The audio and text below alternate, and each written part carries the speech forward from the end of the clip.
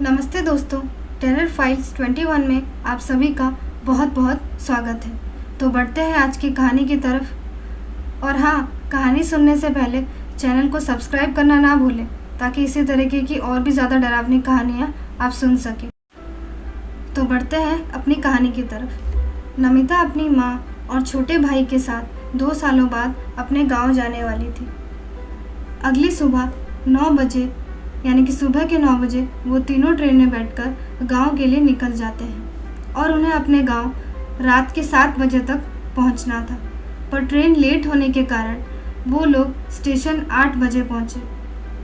उस समय mobile phones नहीं हुआ करते थे और गांव होने के कारण स्टेशन में बस एक ही लाइट जल रही थी और लोग भी बस 2-3 ही दिख रहे थे और पूरे स्टेशन में घना अंधेरा छाया हुआ था। नमिता, उसकी माँ और छोटे भाई को लेने के लिए उनके मामा जी आने वाले थे, पर शायद ट्रेन के लेट होने की वजह से मामा जी पहले ही वेट करके घर वापस चले गए थे। नमिता ने अपनी माँ से कहा कि उन्हें पैदल ही चल के घर चले जाना चाहिए, यानी कि मामा के घर। पर नमिता की माँ ने कहा कि उनका घर यहाँ से 2 किलोमीटर दूर है, ऐसे में वह अंधेरे में घर कैसे जा पाएंगे। तभी उन तीनों को एक आदमी लालटेन लिए स्टेशन के बाहर खड़ा हुआ दिखाई दिया। ध्यान से देखने पर पता चला कि वो उनके गांव वाले काका हैं। तीनों उनके पास गए और बातचीत करने लगे। तभी काका जी ने उन्हें अपने साथ घर आने को कहा, जो कि कुछ ही दूर पर था। उनके काका बहुत ही हंसमुख स्वभाव के हुआ करते थे, पर इस बार उनका चेहरा थोड़ा सा मुरझाया हुआ दिख रहा था। चलते चलते वो सभी काका जी के घर पहुंच ही गए। घर में काफ़ी अंधेरा था। काका जी ने उन्हें चारपाई पर बैठने के लिए कहा और बोले, मैं थोड़ी देर में आता हूँ।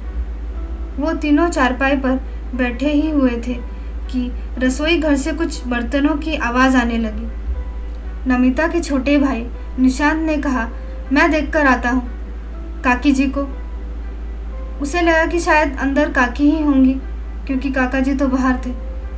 वो तुरंत लालटेन लेकर रसोई घर गया और जैसे ही उसने रसोई घर का दरवाज़ा खोला, वहाँ पाया कि काकी बैठी हुई थी और निशांत की तरफ उन्होंने जैसे ही देखा, यानी कि निशांत की काकी ने, उनकी आंखें देखकर निशांत के डर के मारे चीख निकल पड़ी। उनकी आंखें काफ़ी ज़्यादा सफ़ेद थी और चेहरा काफ़ी ज़्यादा भयानक। वो ऐसा प्रतीत हो रहा था जैसे कि वो इंसान ही नहीं है, कुछ और है। मतलब बहुत ही ज़्यादा अलग, बहुत ही ज़्यादा भयानक दिख रही होती है वो। निशांत की आवाज़ सुनकर नमिता और माँ दोनों आ गए और निशांत को वहाँ से ले आए। इतने में काका जी वहाँ आ गए और थैले को नीचे रखते हुए कहने लगे, क्या हुआ, सब ठीक तो है ना। नमिता ने सारी बात बताई। तब काका ने कहा कि हम इस बारे में कल बात करेंगे। खाना खाकर वो तीनों सो जाते हैं। अगली सुबह काका जी बड़े दुखी आवाज़ में कहते हैं कि तुम्हारी काकी अब हमारे बीच नहीं रही।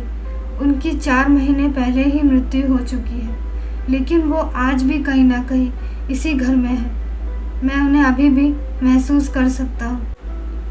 काका जी की बात सुनकर वो तीनों बहुत ही ज़्यादा उदास हो गए, लेकिन साथ ही उनके मन में डर भी था।